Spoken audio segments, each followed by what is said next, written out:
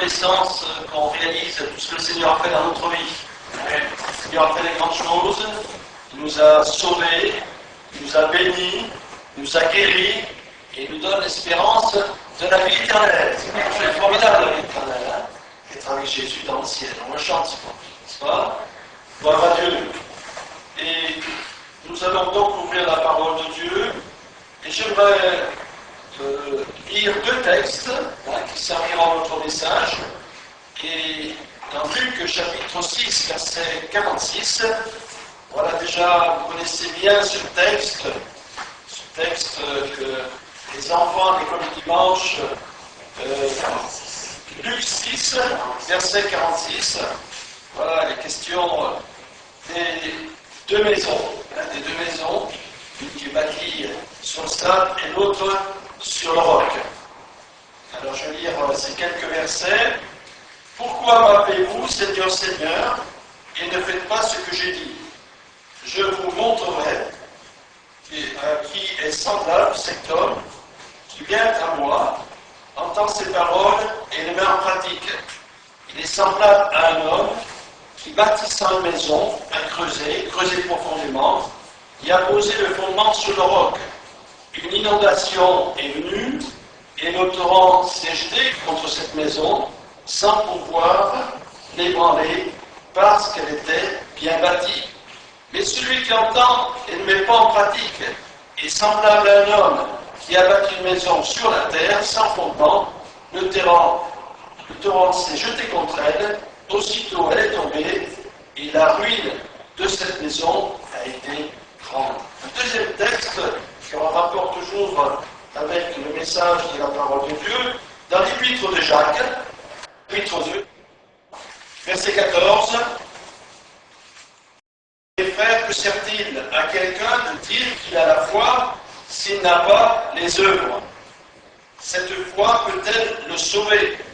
Si un frère ou une sœur sont nus et manquent de nourriture de chaque jour, et que l'un d'entre eux vous dise « Allez, en paix, chauffez-vous et rassasiez-vous », et que vous ne leur donniez point ce qui est nécessaire au corps, à quoi cela sert-il? Il en est ainsi de la foi. Si elle n'a pas les œuvres, elle est morte en elle-même. Voilà, prions le Seigneur. Merci Seigneur, parce que ta parole est puissante et vivante. Elle a la possibilité de nous communiquer la foi. Elle éclaire notre âme. Elle console notre cœur. Elle nous remplit de ton amour et de ta présence. Merci pour cette parole vivante que nous recevons dans nos cœurs. Et nous voulons être attentifs à cette parole afin qu'elle nous aide, Seigneur, à marcher avec toi. Qu'elle nous aide à avoir la foi, qu'elle nous aide à avoir la confiance, de l'assurance dans tout ce que tu dis dans ta parole, dans cette grâce merveilleuse, dans ce salut en Jésus-Christ que tu nous as accordé. Ô Seigneur, bénis chacun d'entre nous, au nom de Jésus. Amen. Alléluia. Alors, lorsqu'on parle autour de nous, qu'on discute avec les uns et les autres, et on dit, bon, quelqu'un qu'on rencontre, surtout nous qui allons sur les marchés, et nous disons, est-ce que vous croyez? Oui, je crois un peu, je crois un peu en Dieu, un peu, voilà. Puis d'autres vous disent, j'ai la foi. Alors je pose la question, avez-vous lu la Bible? Oui, la Bible, je la connais. Ils n'ont pas lu du tout. Hein. Ils n'ont pas lu du tout. Donc, dans ce domaine de la foi, j'appelle ça, il y a une grande nébuleuse. Hein, et voilà, on peut estimer vraiment être de bons chrétiens et en réalité ne pas être sauvés du tout. Et c'est un verset de la Bible qui m'a retenu mon attention, où Jésus dit, mais quand le Fils de l'homme viendra, trouvera-t-il la foi sur la terre? Oh, ça interpelle. Ça interpelle. Et puis on se pose des questions, mais comment ça se fait, Seigneur? Tu vois, j'apprends qu'ici il y a des réveils, de ci, de là.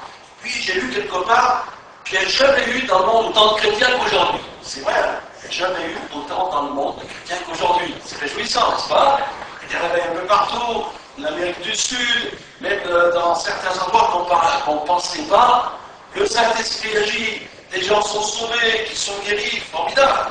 Et puis, Seigneur te dit que trouvera-t-il la foi sur la terre? Alors là, il y a une petite question qu'on peut se poser.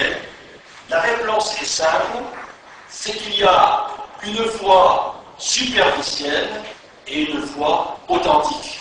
Alors c'est peut-être le cas de quelqu'un qui découvre les choses de Dieu. C'est merveilleux lorsqu'on découvre l'Évangile, eh bien ça nous enthousiasme. Hein. Ça ne fait pas ça, vous? Ah, c'est formidable.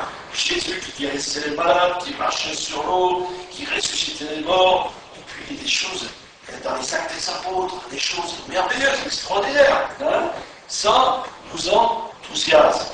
Mais faut-il encore aller plus loin? Car on peut dire, Jésus, oui, je crois. Je crois que tu es mort à la croix pour mes péchés. Je crois que tu as versé son sang. Puis on va lui demander pardon. Et puis le Saint-Esprit va nous convaincre de péché. Et puis on va vraiment faire une expérience formidable. C'est vrai. Je crois que pour la plupart d'entre nous, on fait cette expérience. Si quelqu'un ne l'a pas fait, c'est le moment. C'est tout simple, l'Évangile. Croire au Seigneur Jésus. Mettre sa foi dans le Seigneur. Mais la foi, ça s'arrête ici. Ça s'arrête à une croyance simple, je crois en Jésus. La foi authentique, la foi que le Seigneur désire retrouver quand il reviendra, c'est beaucoup plus que cela. Alors, on va voir quelques éléments de la foi. D'abord, vous connaissez bien ce verset, Romains 10, 17, la foi vient de ce que l'on entend, et ce que l'on entend vient de la parole de Christ. Voilà. Donc, on entend, on lit.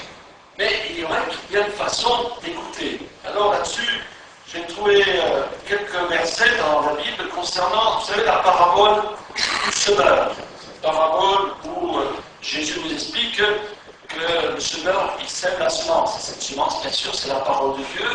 Et en fonction de certains qui vont bien la recevoir, cette parole va porter du fruit, et pour d'autres, il ne va rien se passer parce qu'il y a eu quelque chose qui n'allait pas.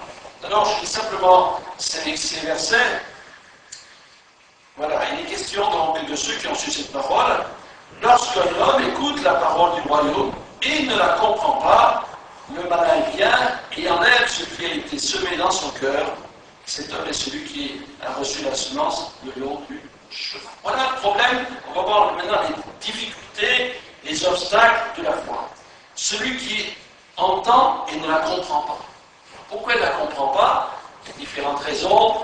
Peut-être il est d'une autre religion, je ne sais pas, et puis il découvre ces choses. Bon, c'est possible de ne pas comprendre la parole de Dieu, mais souvent, je veux dire qu'il ne l'entend pas avec application. Il y a différentes façons d'écouter, d'entendre. On peut entendre, oui, j'entends tout cela, et malheureusement, on est habitué à entendre des paroles, c'est la télé, il y a que des paroles, alors à force on s'habitue, on écoute comme ça, on écoute pour écouter, mais on n'entend pas. Mais en ce qui se concerne du Seigneur, eh bien, il faut entendre, il faut avoir une application. Et la Bible nous dit d'avoir l'oreille du disciple, qui sait entendre, et qui sait garder. Est-ce que nous gardons bien cette parole? Est-ce que nous la méditons? Je trouve que c'est très bien des chrétiens qui, une fois chez eux, eh bien, reprennent les versets qui ont été cités et qui les méditent. Voilà. Parce que si nous voulons une foi authentique, eh bien, il nous faut persévérer. Il nous faut vraiment sonder les Écritures. Il ne faut pas simplement entendre, mais réaliser tout ce que le Seigneur veut pour nous. Donc, si on est distrait, une fois qu'on est distrait, ou on ne comprend pas la valeur de cette parole, c'est qu'elle est puissante, cette parole. Hein. C'est une parole qui peut changer ta vie, cher ami. C'est une parole de vie, c'est une parole qui communique la foi, c'est une parole qui donne de l'espérance, c'est une parole qui nous éclaire sur les choses spirituelles. Hein. Avant, on avait peut-être certaines idées concernant Dieu, le plan c'était un peu flou, vague, mais avec la parole de Dieu, c'est clair. C'est clair, le Seigneur ne cache rien. Il ne cache rien de la personne du Christ, de l'Évangile. Il ne cache rien de ce qu'il y aura dans l'au-delà. Oui, l'au-delà, il y aura le ciel, puis il y aura aussi la perdition d'enfer. Dieu ne cache rien, il dit la vérité. Donc c'est ta parole. Cette parole, il est bon, tiens, la garder et la retenir.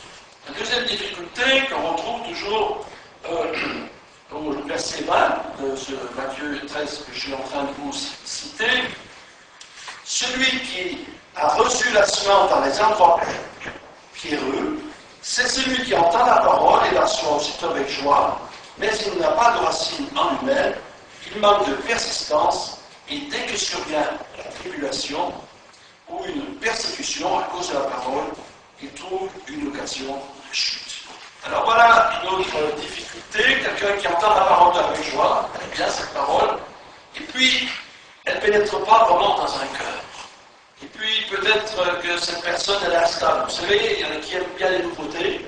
Aujourd'hui, même dans le milieu religieux, il y en a qui vont un peu partout. Ils vont chez les chrétiens, ils vont chez les bouddhistes, ils vont chez d'autres dénominations religieuses pour ramasser un peu partout comme ça.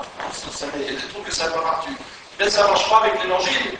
Si on ramasse un peu partout plus l'évangile, il y aura quelque chose qui ne va pas. Et il est important, vraiment, de se positionner. La Bible, le Seigneur, ce qui nous veut une stabilité. Une stabilité. C'est ce que nous avons lu dans cette parabole des deux maisons. Il y en a un qui a bâti sa maison sur le roc. Alléluia. Et pour nous, cette maison, on peut parler de notre foi, de notre vie. Le roc, c'est Jésus-Christ. Le roc, c'est la parole de Dieu. Et quand on bâtit notre foi là-dessus, pas de problème, ça tient. Ça tient, comme ça tient, voilà. Parce que c'est la parole de Dieu. C'est quelque chose de certain. Nous nous appliquons à toute la parole de Dieu et nous la recevons avec une certitude. Et finalement, lorsqu'on fait cela, que ce soit la semence qui va vraiment se développer, grandir en nous, et elle écoute la parole de Dieu, et petit à petit, la foi grandit. Que ce soit la foi qui est comme cette maison bâtie sur le rocher, eh bien, on est stable. Et puis, on s'ancre dans cette parole, et petit à petit, on va dans les profondeurs de cette parole. C'est une parole merveilleuse. Même, vous lisez un verset, vous lisez attentivement, vous entendez prêcher sur ce verset, 10 ans après, ce verset sera beaucoup plus significatif. Il y aura beaucoup plus de détails, beaucoup plus de choses qui vont vous concerner. Voilà. Important, donc, d'être fondé sur la parole de Dieu. Maintenant, si notre vie, on le fonde simplement sur la tradition, sur la philosophie, sur la psychologie, tout ce que vous voulez, c'est comme la maison sur le sable, ça ne va pas tenir. Il n'y a pas de fondement. Tout ce que l'homme invente, ça ne tient pas. Et la parole de Dieu nous dit, elle dure éternellement. Cette parole de Dieu, elle subsiste encore aujourd'hui, et elle subsistera jusqu'à la fin des temps. Gloire à Dieu. Alors, dans ce qu'on a lu, concernant cette maison bâtie sur le roc, voilà, je reviens sur le verset 47, je vous montrerai qui est semblable à un homme qui vient à moi, entend ses paroles et il est en pratique. Première étape, c'est d'être dans la foi. Bien. Deuxième chose importante, c'est de la mettre en pratique. Alors ça, c'est pas facile. On entre déjà dans un terrain un peu difficile. Aimer vos ennemis, oh là là, je m'entends pas avec telle personne, oh là là, être soumis aux autorités, d'être soumis aux conducteurs spirituels, aux anciens, soumettez-vous les uns les autres, oh là là, qu'il faut pardonner, ça c'est difficile. Et c'est là que commence vraiment la foi authentique. Quand on arrive de dire, Seigneur, je veux mettre la parole en pratique. Est-ce que nous disions mettre la parole de Dieu en pratique? Oui. Il n'y a pas de non, c'est bon, tout le monde est d'accord? C'est formidable. Oui, on veut mettre la parole de Dieu en pratique. Mais c'est difficile. Bravo. C'est difficile de mettre la parole de Dieu en pratique. Parce que Dieu nous demande des choses qu'on n'est pas capable toujours de faire. Pardonner à ses ennemis, il m'a fait ça, je lui pardonne, mais je ne lui pas. Soyez soumis à vos supérieurs, au patron, pour le pas gentil ce patron, là, qui je travaille, il faut que je sois soumis, c'est pas rigolo. Bien sûr que c'est difficile, mais on oublie quelque chose, c'est que s'il y a la foi, il y a aussi la grâce de Dieu. Et la grâce permet de faire ce qu'on ne peut pas faire. Il faut être vrai. Il faut dire, Seigneur, je veux mettre ça en pratique. Moi, je n'arrive pas à pardonner à telle personne, je veux, mais je ne peux pas, Seigneur. Mais je veux, et je vais prier pour que tu m'aides, c'est qu'il va nous pardonner. Et puis un jour, on s'en verra cette personne, et puis on va lui pardonner tout simplement, parce qu'il y aura la grâce de Dieu. Il ne faut jamais oublier que Dieu, lorsqu'il nous demande quelque chose, il nous donne la possibilité de faire. il nous donne la possibilité de faire. J'ai bien expérimenté ça. J'ai eu des gros problèmes avec une personne. Je l'ai retrouvé quelques années plus tard dans notre église. Et je suis venu, je l'ai embrassé, tout était oublié, on sortait dans les bras. Vous voyez, ça ne vient pas de nous, c'est la grâce de Dieu. Formidable. Lorsque je mets ma parole en pratique, eh bien, je vois la grâce de Dieu qui agit dans ma vie. Bon, maintenant, après avoir franchi cette étape, on va passer à la foi vivante. Une foi vivante et vécue. Hein? Une foi vivante, c'est-à-dire de mettre la foi dans tous les éléments de ma vie. Dans tous les éléments, je veux mettre ma foi. C'est-à-dire que j'ai un problème, j'ai une difficulté, je vais croire que le Seigneur va agir. Je vais prier. Hein? Voilà. J'ai eu un problème de santé, besoin de ça, voilà. Et j'ai demandé de prier pour moi. J'avais une grosse fatigue, je ne sais pas pourquoi. Pourtant, j'ai dit, je dors bien, tout ça. Une fatigue très très forte, et ça allait très très mal. Et puis, les frères et sœurs ont prié. Le lendemain, je ne crois plus rien. Plus rien du tout. Hein? Alors, bien sûr, je rappelais directement voir le docteur. Le Seigneur, il y a ça. On va voir le docteur, hein, aller voir le docteur, il n'y a pas de problème. Mais chaque fois que je suis malade, je vais voir d'abord le Seigneur. Je vais voir le Seigneur, et puis sinon je demande que je compris pour moi. Et jusqu'à ce jour, eh bien, ça a toujours marché. J'ai eu tas de problèmes, j'ai eu qu'au bout des tas de problèmes. J'ai d'abord vu le Seigneur, et ça m'a guéri. Et puis, on peut prier les uns pour les autres. Hein. Et je ne sais pas en ce moment, dans les églises, mais je trouve qu'il y a beaucoup de malades. Dans notre église, il y a beaucoup de malades. Et on prie. Amen. On met la foi pour que ce frère, cette sœur soit guéri. Il faut toujours faire, hein. Prier les uns pour les autres. Ça, c'est exercer la foi. Non seulement l'exercer pour moi-même, mais je vais exercer pour les autres. Voilà. Et il est donc important donc, de mettre cette foi dans différentes circonstances. Une autre circonstance, ça se passait bien des années de cela, dans un village, il y avait une chrétienne âgée qui était avec sa petite fille. Et c'était à l'époque, il y avait la guerre dans le pays, et il y a une armée qui s'approchait tout doucement de ce village. Et la petite fille avait peur. Et la grand-mère lui dit, nous allons prier le Seigneur. Mais avec beaucoup de calme. Alors apparemment, elle n'avait pas de quoi se défendre. Hein. L'armée était venue, il aurait peut-être les pris prisonniers, on ne sait pas ce que l'armée aurait fait. Ce qui s'est passé, c'est qu'il a neigé toute la nuit, mais tellement neigé qu'on ne pouvait pas entrer à la maison. Donc l'armée est passée, mais ils n'ont pas pu rentrer chez eux. Voilà, gloire à Dieu. Des autres circonstances où il y a vraiment l'action de Dieu. Une autre fois, c'est un pasteur qui est toujours en vie, un missionnaire. Il allait dans un village d'Afrique pour annoncer la parole de Dieu, authentique, et il y a 2 lions qui se sont mis sur sa route, devant sa route. 2 lions, des lions, hein. Ils se sont mis sur là. Il passe dans le village, il y a 2 lions. Vous savez ce qu'il appelle, hein? Au nom de Jésus, laissez-moi passer, parce que Dieu m'a dit d'annoncer l'évangile dans tel village. Les lions sont écartés, il est passé. Voilà la foi. La foi dans tous les domaines, chers frères et sœurs. Tu as un problème, une difficulté, bien Jésus d'abord nous dit de décharger tout fardeau. Et toute situation est capable pour le Seigneur. Est-ce que nous croyons? Beaucoup ont vécu des choses incroyables. On dit on ne s'en sortira pas. Il y a même un qui était naufragé sur l'océan, sur un bateau, je ne sais pas quoi, il était en perdition. On ne sait pas pourquoi, on sait que c'est le Seigneur qui a conduit un autre pour le secourir. Dieu est tout-puissant. Et cette foi, elle va honorer le Seigneur. Du moment que, d'abord, je me confie dans le Seigneur. Vous croyez que ça, le Seigneur est réjoui? Je crois que oui. Hein. Il est réjoui de voir que nous mettons notre foi en lui. Et puis, qu'est-ce qui va se passer? Eh bien, c'est que notre foi va grandir. Parce que je vais le voir agir tel moment dans ma vie. Je vais le voir en tel autre. Lorsque je vais prier pour un frère et une sœur qui va sortir de cette difficulté, ça va me compliquer la foi, formidable.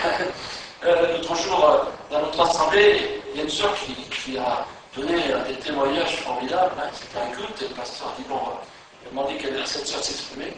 Eh bien, elle a été guérie, je ne sais pas combien de fois, de tumeurs au cerveau, de graves maladies et tout. Et l'autre jour, le pasteur priait en fin de réunion pour les chrétiens, et il avait une autre maladie, et elle a été guérie simplement par la prière avec le pasteur. Donc, dans toutes circonstances, mettons notre foi, et comme il dit la parole de Dieu, celui qui est fidèle dans les petites choses, je vois Seigneur agir dans les petites choses, et après je vois les Seigneur agir dans les grandes choses. il n'a plus grand-chose, eh bien ma foi, elle va être fortifiée. Mais pas seulement pour moi, mais je vais aussi exercer la foi pour les autres. Amen. Je vais exercer la foi pour tous ceux qui sont autour de nous, qui sont dans la difficulté. Donc, une foi vivante, une foi active, et c'est bon aussi de faire une autre prière, et bien qu'on soit là, parce qu'on va prier. C'est important la prière.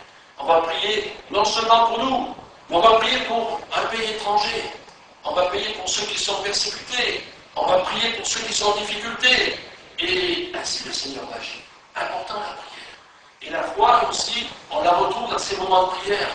Alors, frères et sœurs, des hommes et des femmes de prière. Nous allons combattre, nous dit la Bible, le bon combat de la foi. C'est un combat de la foi. Un combat de la foi. Alors maintenant, je vais penser à une foi conquérante, audacieuse et courageuse. Ça vous plaît? Une foi conquérante. Hein?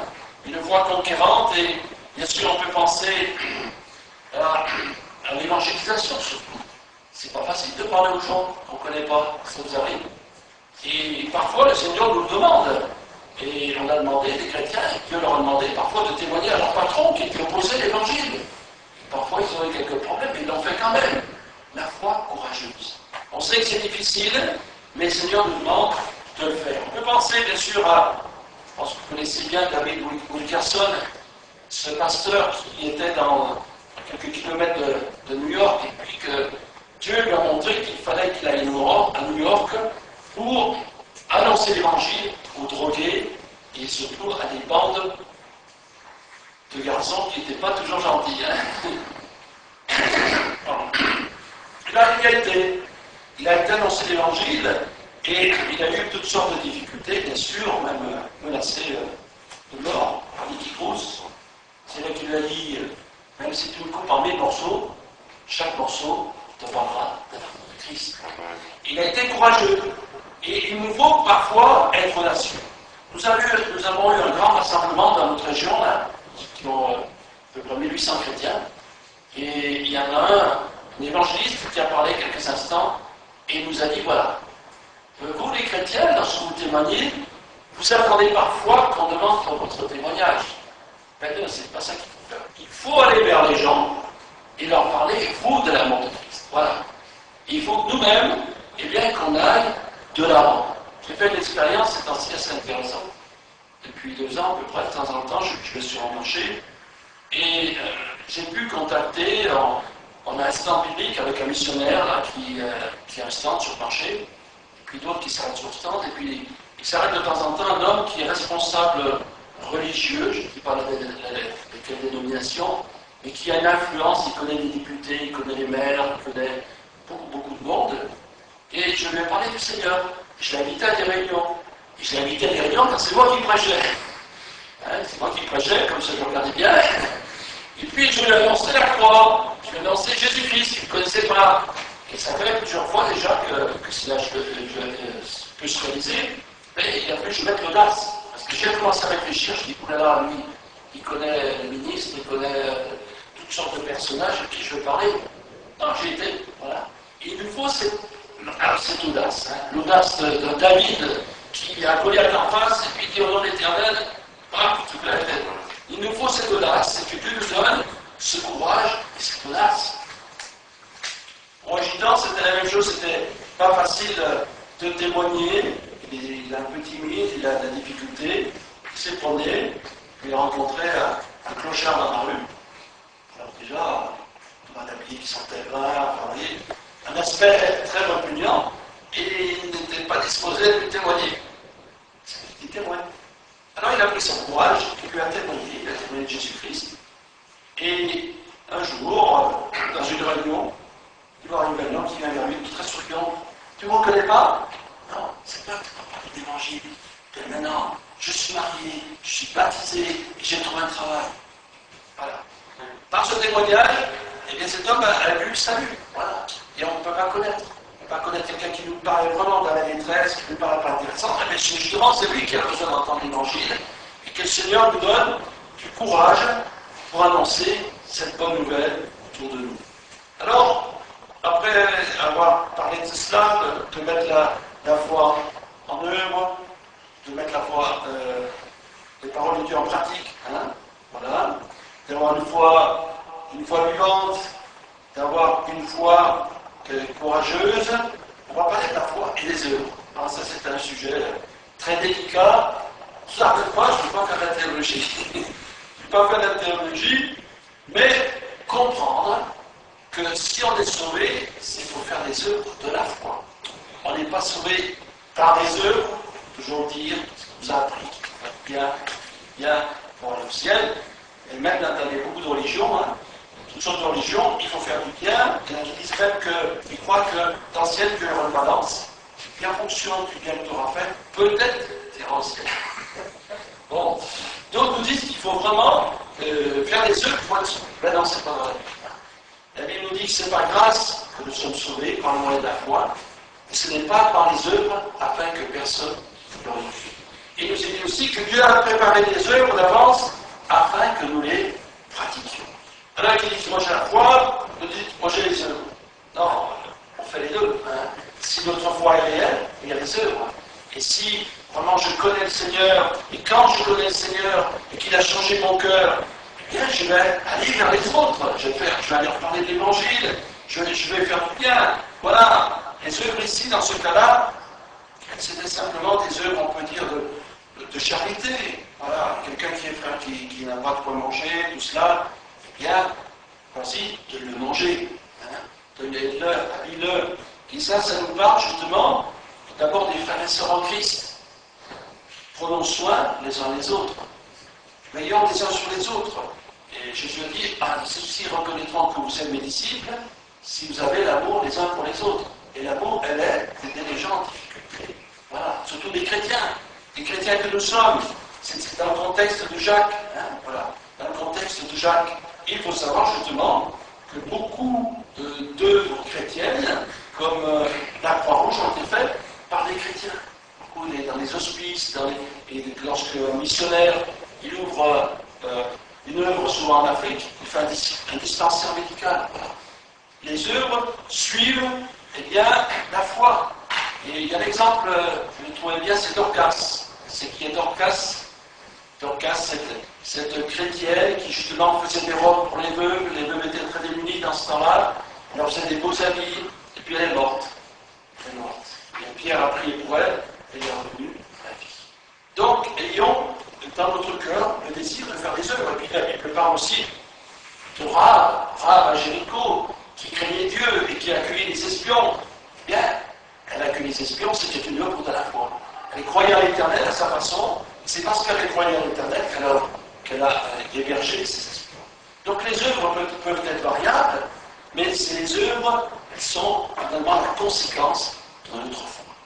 Et lorsque aujourd'hui nous avons de plus en plus de difficultés dans nos églises, il y a de plus en plus de gens qui sont dans la pauvreté. Actuellement en France, il y a 140 000 gens qui sont sans logis. Hein. Alors c'est beaucoup, hein, c'est 140 000 qui n'ont pas de logis. Eh bien sûr, faisons-le dans l'église, mais faisons-le aussi en dehors de l'église. Du côté des signes, il y a une grande banque alimentaire, il y en a une autre dans une ville à côté. Et il y a beaucoup de monde. Et moi-même, je vais à cette banque alimentaire pour une chrétienne, et comme il reste parfois la nourriture, je donne à d'autres frères et sœurs qui sont en difficulté, vous voyez. C'est des petites choses, ça. Mais c'est important. C'est important parce que les gens du monde nous croient. Parce que les gens du monde aussi, hein.